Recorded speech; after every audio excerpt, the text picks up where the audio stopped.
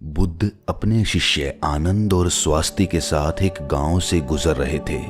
अचानक एक आदमी आया और उसने बुद्ध से पूछा कि बुद्ध, क्या ईश्वर हैं? बुद्ध ने पूछा, तुम्हें क्या लगता है? तो उस व्यक्ति ने उत्तर दिया कि मुझे तो लगता है कि ईश्वर हैं, पर आपका क्या ख्याल है? तो भगवान बुद्ध मुस्कुराए और कहने लगे कि बिल्कुल गलत लगता है तुम्हें। इस अस्तित्व में ईश्वर जैसी कोई चीज है ही नहीं। तो वो आदमी हाथ जोड़कर चला गया। कुछ दूर चलने के बाद एक दूसरा आदमी आया। उसने बुद्ध से पूछा कि बुद्ध, मैं कई दिनों से परेशान हूँ, मुझे लगता है कि ईश्वर की बातें सभी बकवास हैं। तो बुद्ध हंसे और बड़े प्रेम से कहा, तुम्हें बिल्कुल गलत लगता है। इस अस्तित्व में सिर्फ ईश्वर ही है और कुछ नहीं। जरा देखो तो, आंख बंद तो करो, खोजो तो। इस उत्तर को सुनकर उनके शिष्य आनंद और स्वास्थ्य आश्चर्य में पड़ गए कि एक ही सवाल और दो उत्तर। अब शाम हो गई थी। बुद्ध विश्राम के लिए रुक गए। तभी एक आदमी घबराया हुआ आया और बुद्ध के पास आकर जोर से कहा कि बुद्ध, क्या ईश्वर हैं कि नहीं? मैं परेशान हूं, मैं खोज रहा हूं, मार्गदर्शन करें। तीसरे आदमी के सवाल पर बुद्ध चुप रहे, कुछ नहीं बोले। उन्होंने मौन होकर अपनी आंखें बंद कर ली। अब आनंद और स्वास्थ्य के आश्चर्य का ठिकाना ना रहा। वो सोचने लगे कि एक जैसे तीन सवाल और अलग अलग जवाब। उन दोनों को बुद्ध की ये चुप्पी हैरान कर गई।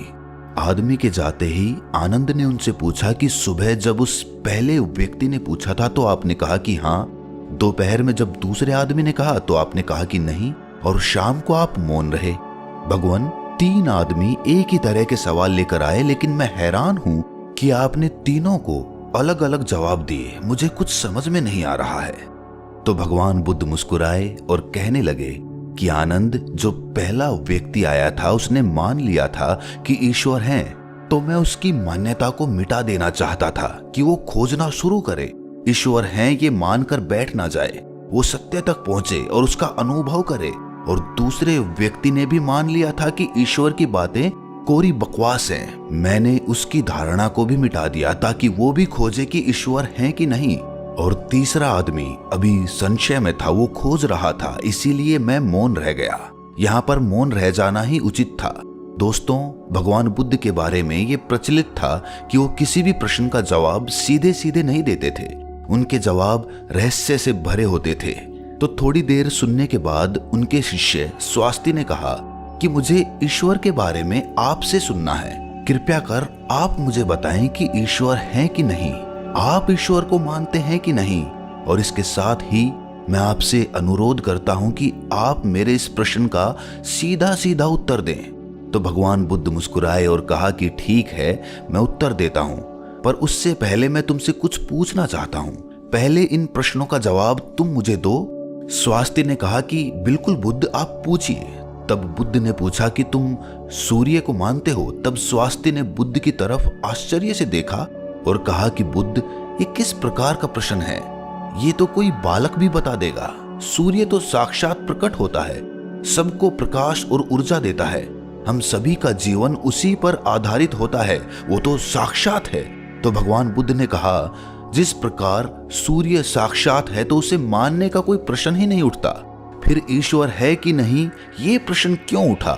इसका तो यही अर्थ है कि तुम्हारे मन में ईश्वर को लेकर संदेह है, क्योंकि ईश्वर सूर्य की भांति प्रत्यक्ष नहीं है और तुम भी ईश्वर को बुद्धि से ढूंढने निकले हो।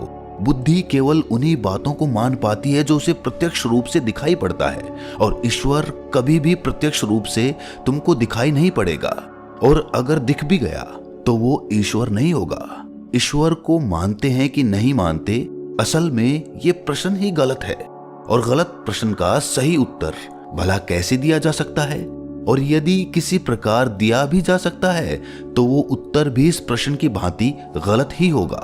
स्वास्थ्य द्विधा में पड़ गया। उसने कहा, बुद्ध, मुझे कुछ समझ नहीं आ रहा। तब भगवान बुद्ध ने कहा कि ईश्वर को माना नहीं जा सकता, बल्कि ईश्वर को जाना जा सकता है। अगर तुम्हारा प्रश्न ये होता कि मैं ईश्वर को जानना चाहता हूं, तब मैं तुम्हारी मदद कर सकता था। इस संसार में कुछ भी मानने वाले लोग जानने से चूक जाते हैं, उनका विकास रुक जाता है। जिनका स्वयं का कोई बोध नहीं होता, वो सत्य क्या है कभी नहीं जान पाते। जान केवल वही पाता है जो निरंतर खोज रहा है। जानने की यात्रा थोड़ी मुश्किल है, लेकिन मानना बहुत आसान है। मानने में ना कोई खर्च है, ना कोई परिश्रम। किसी ने कह दिया, किसी ने आपको समझा दिया, बुद्धि संतुष्ट हो गई और आपने मान लिया। लेकिन मानकर रुक जाने वाले लोग इस संसार के सबसे अभागे प्राणी हैं।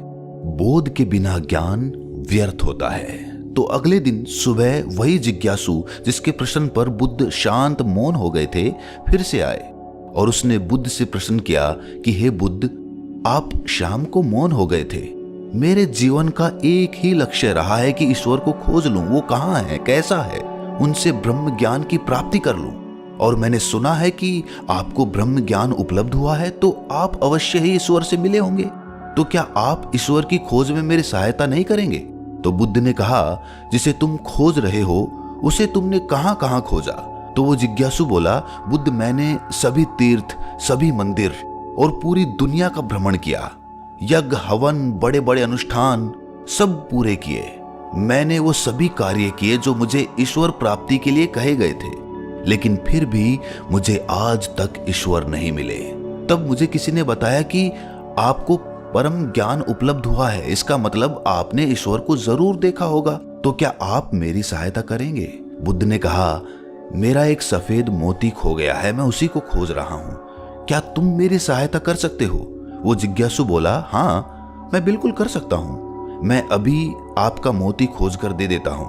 वो मोती ढूंढने लगा। धीरे धीरे समय बीतता जा रहा था। काफी समय ढूंढने के बाद भी मोती नहीं मिला। तो वो बुद्ध के पास गया और बोला, मैंने बहुत ढूंढा, लेकिन वो मोती मुझे नहीं मिला। ये सुनकर बुद्ध ने कहा कि वो मोती अगर तुम मुझे ढूंढ कर दे दोगे तभी मैं तुम्हारी कोई सहायता करूंगा। क्या तुम्हें तुम्हारे सवालों का जवाब नहीं चाहिए? तो वो जिज्ञासु फिर से मोती ढूंढने लगा, लेकिन काफी समय बीत जाने के बाद वो बुद्ध के पास आकर बोला कि आप ठीक से याद करके बताइए कि मोती कहाँ खोया था। तो भगवान बुद्ध ने मुस्कुराते हुए कहा, वो मोती तो मेरी कुटिया में खोया था। तो वो आदमी बहुत झुंझला गया और कहने लगा कि आप मुझे मूर्ख बना रहे हैं। आप केवल ज्ञानी होने का ढोंग करते हैं। आपको इतना नहीं पता कि जो चीज कुटिया में खोई है वो बाहर कैसे मिल सकती है? वो कुटिया में ही मिलेगी। आपको उसे वहीं खोजना चाहिए था। तो बुद्ध मुस्कुराते हुए बोले, मैं भी तो तुम्हें यही समझाना चाहता हूं। जो चीज तुम्हारे भीतर खो गई है वो चीज तुम्हें बाहर कैसे मिलेगी? तुम कई वर्षों तक बाहर खोजबीन करते रहे, लेकिन एक पल के लिए भी तुमने अपने भीतर खोजा? अपने अंदर खोजो, तब तुम्हें ज्ञान मिलेगा। ये सुनकर जिज्ञासु बोला, हे बुद्ध, आपकी बात तो मैं समझ गया, लेकिन अभी भी मैं ये नहीं समझ पा रहा हूं कि मैं अपने अंदर क्या खोजूं। बुद्ध बोले, तुम अपने ईश्वर को खोजना चाहते हो ना, पर क्या तुमने कभी अपने आप को खोजा है? जिज्ञासु बोला, बुद्ध, मैं अपने आप को जानता हूं। मैं अपना नाम, पद, काम, परिवार, जब से मैंने जन्म लिया है तब से ये सभी चीजें जानता हूं। मैं कुछ भी नहीं भूला हूं। तो फिर मुझे और क्या जानने की जरूरत है? मैं क्या जानूं? तब बुद्ध ने कहा, अभी बताओ, इस समय तुम्हारे सबसे नजदीक कौन है? जिज्ञासु बोला, इस समय तो आप ही मेरे नजदीक हैं। बुद्ध ने कहा, उससे भी ज्यादा नजदीक कौन है? उसने कहा, आपसे ज्यादा नजदीक तो हवा है। बुद्ध ने कहा, हवा से ज्यादा नजदीक क्या है?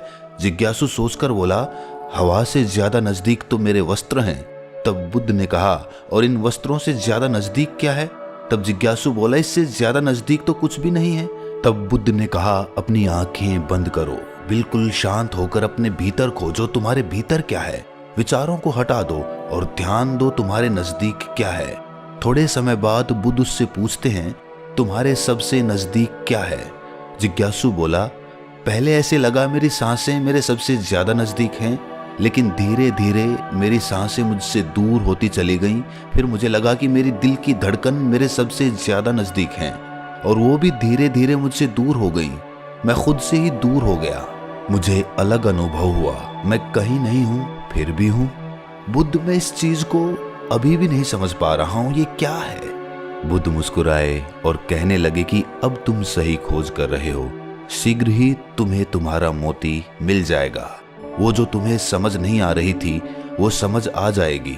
ये सुनकर जिज्ञासु ने बुद्ध से अपनी अभद्रता के लिए माफी मांगी और उनका आभार व्यक्त किया कि आपने मुझे ज्ञान का रास्ता दिखाया। तो ईश्वर को मानो नहीं, जानो।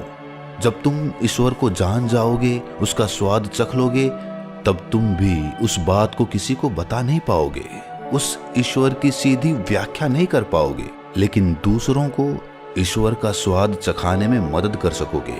बुद्ध तत्व संबंधित प्रश्न जैसे ईश्वर व आत्मा, इनसे संबंधित प्रश्नों से बचा करते थे, उनका उत्तर नहीं देते थे। और अगर कहीं विवशता पड़ी, उसका उत्तर देना पड़ा, तो वो उदाहरण के माध्यम से समझाने का प्रयास करते थे।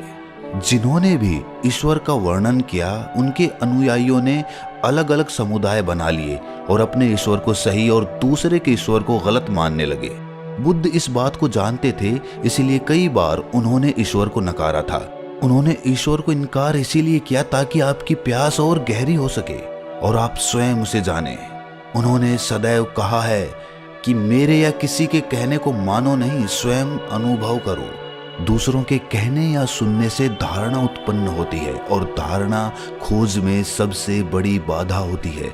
बचपन से ही सभी को सिखाया जाता है कि यही हमारे इष्ट हैं, यही हमारे भगवान हैं, और इसीलिए वो बच्चा जो कि खोजी हो सकता था, जो जिज्ञासु हो सकता था, उसकी जिज्ञासा वहीं पर समाप्त हो जाती है और वो बच्चा जीवन पर्यंत उन कर्म कांडों में लगा रहता है जो कि दूसरों ने उसे बताए थे। वो खुद का मार्ग कभी तलाश ही नहीं पाता। और यही धारणा पीढ़ी दर पीढ़ी हर धर्म में चली आ रही है और इसीलिए ईश्वर को तलाशने वाले लोग बहुत कम बचे हैं। बुद्ध हमेशा कहते थे कि मानना तो बहुत आसान है, किसी ने कहा और आपने मान लिया, इससे आपकी खोज हमेशा के लिए समाप्त हो गई। अगर आपको सच में खोजना है तो उसके लिए आपके मन में संशय होना चाहिए। संशय होगा तभी सवाल उठेंगे और सवाल उठेंगे तभी आप किसी को जान पाओगे। वो तो सारी धारणाओं से परे है, क्योंकि धारणा बुद्धि का ही अस्तित्व होता है और बुद्धि से उसे कभी जाना ही नहीं जा सकता। अगर उसे जानना है तो बुद्धि के पार जाना होगा और बुद्धि के पार जाने के लिए आपको अपनी धारणा यहीं पर मिटा देनी होगी। हम अपनी पहचान अपने धर्म, अपने नाम, अपने कुल या अपने परिवार से करते हैं, लेकिन ये सारी पहचान ऊपरी होती है, बाहरी होती है, दुनिया के लिए होती है। लेकिन भीतर से जब हम खुद को झांकते हैं, खुद को पहचानने का प्रयास करते हैं, तो हम ये पाते हैं कि हम खुद से ही अनजान हैं, हम खुद को पहचानते ही नहीं हैं। मैं कौन हूँ? यही सवाल अपने आप से बार बार पूछने पर आप अपने भीतर उतरते हैं।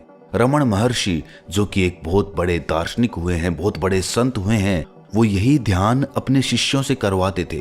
अपने आप से सवाल करो, अपने मन में ये सवाल उठाओ कि मैं कौन हूँ, मैं कौन हूँ। और बार बार जब हम ये सवाल अपने आप से पूछते हैं तो हम अपने भीतर उतरते चले जाते हैं, जहाँ पर हमें अपने वास्तविक स्वरूप के दर्शन होते हैं और वहीं पर हमें परमात्मा या फिर भगवान के दर्शन प्राप्त होते हैं। ईश्वर वहीं पर बसता है। तो दोस्तों, कैसी लगी ये व्याख्या आपको? कमेंट सेक्शन में जरूर बताना। कोई प्रश्न हो तो भी कमेंट्स में जरूर पूछना। तो मिलते हैं अगली वीडियो में। अगर चैनल पर पहली बार हैं तो चैनल को सब्सक्राइब करें, नोटिफिकेशन बेल को प्रेस करें और अपना ख्याल रखें।